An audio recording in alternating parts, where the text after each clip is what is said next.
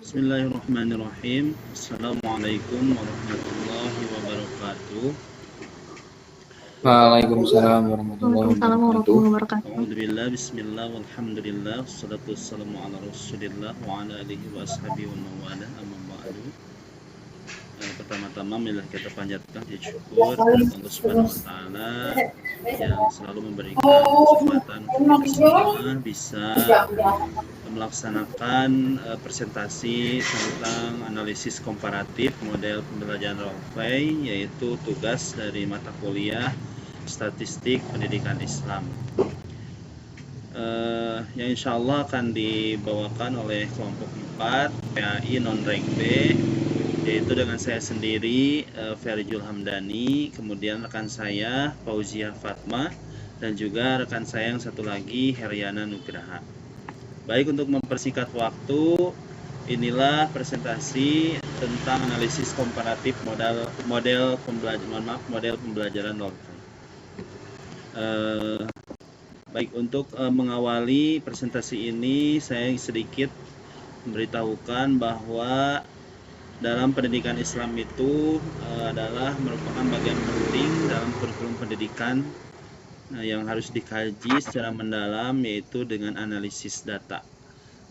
Dan di sini kelompok kami menggunakan model pembelajaran role play untuk menganalisis data, yaitu sebelum menggunakan model pembelajaran dan sesudah melakukan model pembelajaran.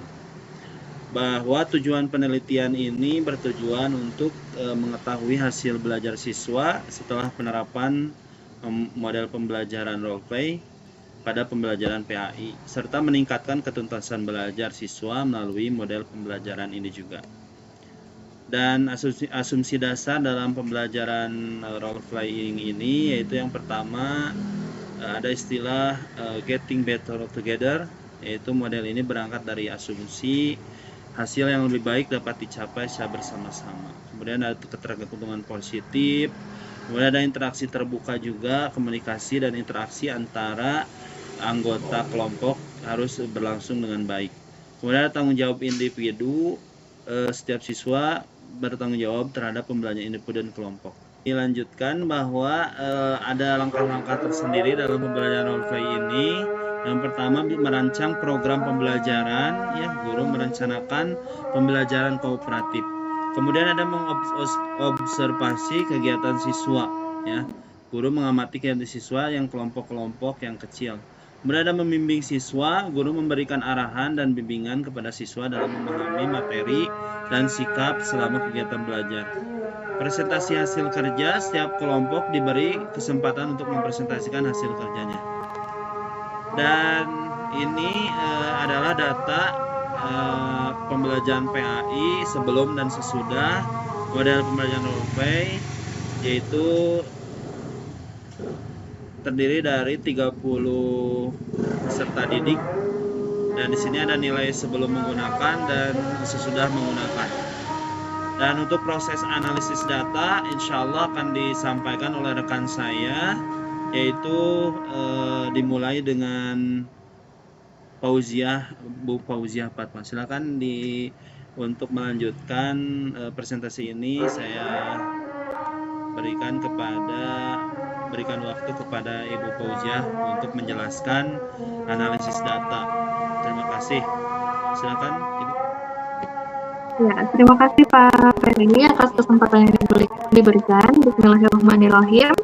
Mengenai data nilai itu perlu diketahui bahwa data nilai dapat kita olah dengan menggunakan dua cara. Yang pertama adalah data distribusi normal, dan yang kedua adalah data distribusi tidak normal. Nah, yang akan saya bahas pertama kali ini adalah data distribusi normal. Untuk data distribusi tidak normal nantinya akan dijelaskan oleh rekan saya pada. Oke.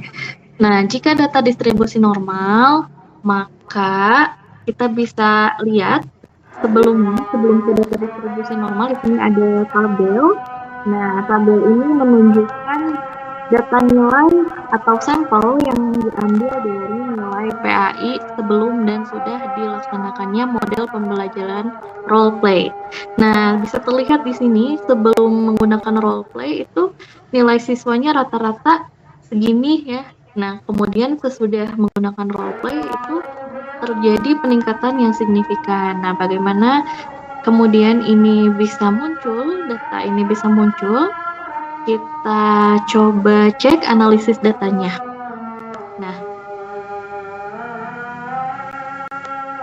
berikut saya sampaikan cara mengolah data dari SPSS. Nah, yang pertama ada Case Processing Summary. Nah, di sini ada data yang valid atau data masuk, kemudian data missing atau data gagal, dan total data valid. Nah, untuk data validnya ini masuk semua, tidak ada yang gagal input.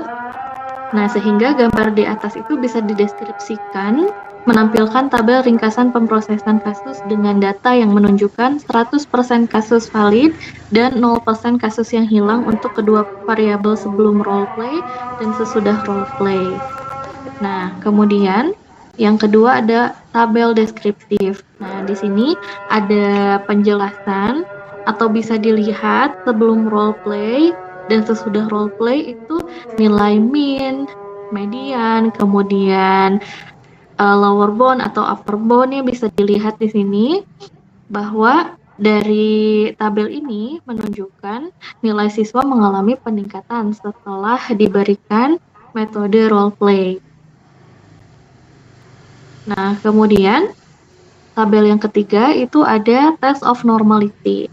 Nah, pada tabel test of normality ini bisa dideskripsikan yaitu hasil dari tes normalitas, khususnya uji metode Kolmogorov dan uji Shapiro-Wing yang membandingkan data sebelum dan setelah suatu proses. Nah, hal ini sangat menarik untuk analisis statistik guna memahami distribusi data. Nah, tabel ini menunjukkan perbandingan statistik menggunakan tes normalitas untuk mengevaluasi perubahan distribusi data sebelum dan sesudah suatu proses yang tidak disebutkan secara spesifik. Nah, data tersebut disebut normal karena sig lebih besar dari 0,05.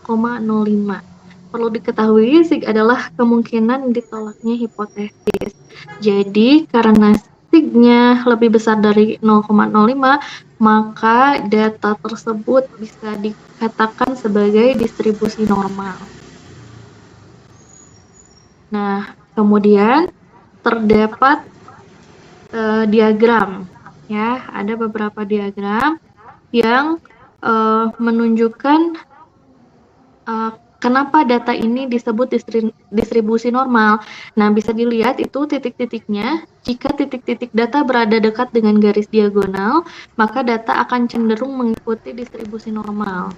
Nah, kemudian jika titik-titik data berdeviasi dengan garis diagonal, ini menunjukkan bahwa data mungkin tidak mengikuti distribusi normal.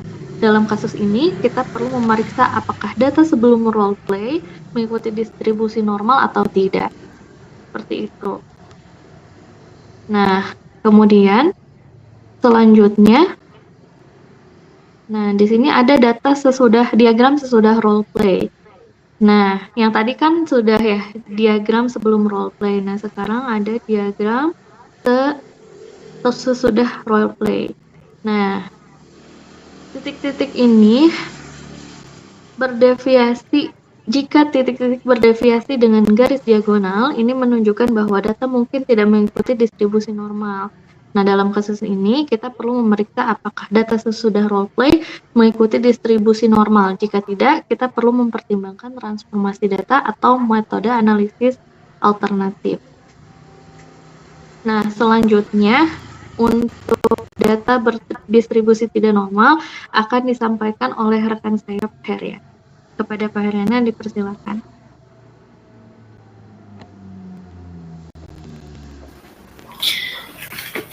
Ya, baik. Terima kasih kepada Pak Ferry dan Bu Usi atas pemaparan materi sebelumnya. Berikutnya, saya akan memaparkan hasil dari olah data pada nilai. siswa yang dilaksanakan dengan pembelajaran metode role play sebelum dan sesudah. Tuh ya, sebagaimana diketahui, tes ini adalah tes komparasi, itu membandingkan bagaimana nilai siswa sebelum dan sesudah dilaksanakan pembelajaran mata pelajaran PAI menggunakan metode role playing. Berikut saya paparkan bagaimana jika itu ditemukan bahwa setelah proses input data pada aplikasi SPSS, itu selanjutnya diketahui bahwa data tersebut ternyata berdistribusi tidak normal. Nah, jika data tersebut sudah diketahui berdistribusi tidak normal, maka selanjutnya teknik pengolahan data menggunakan statistik non parametrik, yaitu menggunakan statistik non parametrik. Sebagaimana berikut ini. Untuk teknik pengolahan data komparasi tentunya menggunakan Kolmogorov dan Shapiro-Wilk. Adapun jika data tersebut ternyata tidak berdistribusi normal, maka dilakukan pengolahan data analisis statistik non parametrik. Itu ya. Kasusnya sama seperti tadi pengolahan data di awal menggunakan data parametrik, gitu, statistik parametrik yang berdistribusi normal, bahwa siswa yang diinput sebanyak 30 orang, itu tidak ada missing data, tidak ada kesalahan atau data yang hilang pada saat proses penginputan, sehingga total seluruh siswa 30 orang itu 100% semuanya telah terinput. Nah, dari hasil siswa yang diinput tersebut diketahui gitu, deskripsi nilai atau deskripsi statistik non parametriknya adalah sebagai berikut. Untuk nilai minnya itu sebesar 88, sekian gitu, sebagaimana yang ada di makalah. Nah, standar error ini seberapa jauh melenceng data tersebut dari nilai yang dimaksud dari pengolahan data gitu. Kemudian di sini ada confidence interval for mean gitu. Kemudian ada trimmed mean, median, variance, standar deviasi, nilai minimum dan nilai maksimumnya. Range-nya atau jarak daripada nilainya ada 19,52 dan seterusnya. Skewness dan courtesy-nya juga dijelaskan bagaimana sebelum dan sesudah role play pada aplikasi tersebut. Gitu. Nah, jika dilihat gitu berdasarkan nilai yang masuk, maka akan muncul sebelum role play gitu. Signifikasinya itu 0,200, yang mana ini lebih besar daripada 0,05. Sedangkan gitu, menurut Kolmogorov ya, sesudah role play hanya 0,26, maka dapat dipastikan bahwa data ini berdistribusi tidak normal. Oleh karena itu perlu diadakan tadi analisis menggunakan statistik non parametrik. Jika dilihat pada tabelnya ya tadi ada namanya itu diagram ya, diagram plot itu sebelum dan sesudah role play, di mana titik-titik biru yang menunjukkan bahwa data tersebut berdistribusi normal berjarak sangat berjauhan itu, sehingga menunjukkan bahwa data ini berdistribusi tidak normal.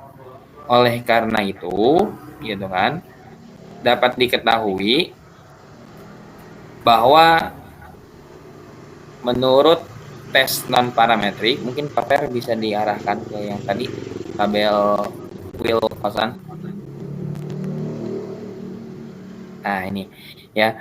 Berikut ini menurut analisis hasil dari tes non parametrik dengan model Wilcoxon, gitu kan. Kita lihat bahwa ada istilah negatif rank, positif rank, rise dan total.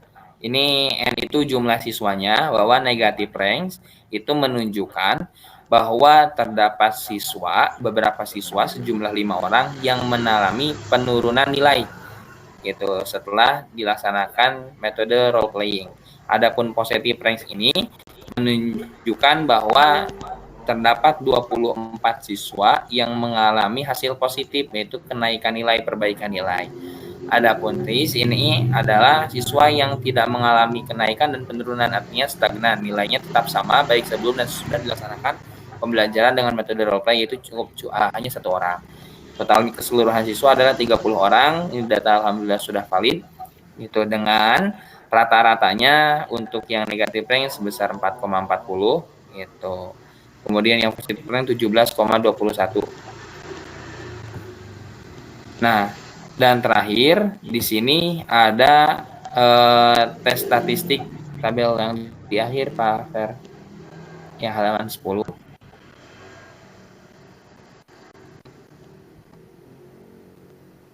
Nah, ini. Jadi setelah dilakukan uji tes menggunakan Wilcoxon's rank test pada statistik non parametrik, gitu. Maka Z value-nya, nilai Z-nya itu sebesar minus 4,228 gitu, yang didasarkan pada peringkat negatif gitu, seperti yang diindikasikan oleh catatan kaki yang B, based on negative ranks gitu.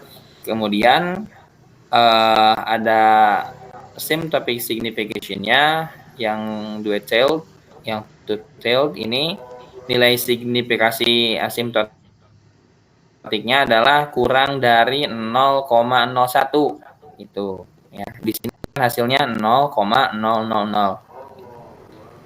dan terdapat gitu 2 kolom setelah tabel tes statistik ini ya. Ada 2 kolom yang menunjukkan perbandingan prates dan pasca tes itu yang terlihat dengan jelas. Maka kesimpulannya untuk membandingkan 2 kelompok terkait menggunakan uji Wilcoxon ini digunakan untuk memahami apakah ada perbedaan yang signifikan antara median 2 kelompok yang terkait. Jadi maksudnya ini tes akhir ini ya tadi menunjukkan bahwa terdapat hasil yang signifikan setelah dilaksanakan pembelajaran sebelum dan sesudah role play pada hasil belajar siswa. Di mana range-nya tadi terdapat 5 siswa yang menurun, terdapat 24 siswa yang nilainya mengalami perbaikan dan 1 siswa yang nilainya stagnan. Itu sehingga bisa dikatakan bahwa pembelajaran menggunakan metode role play itu berpengaruh signifikan terhadap hasil belajar siswa. Ya mungkin itu yang bisa saya sampaikan. Terima kasih. Ya, terima kasih Pak Bu Fauzia sama Pak Haryana yang sudah menjelaskan analisis data tentang pembelajaran dengan menggunakan metode pembelajaran role play ya, dengan dianalisis data menggunakan statistik SPSS. Mungkin itu yang bisa kami presentasikan, kurang lebihnya mohon maaf. Mungkin presentasi kami jauh dari kesempurnaan, mudah-mudahan ada manfaatnya, jadi ilmu yang bermanfaat. Sekian, terima kasih. Assalamualaikum warahmatullahi wabarakatuh. Waalaikumsalam warahmatullahi Warahmatullahi wabarakatuh.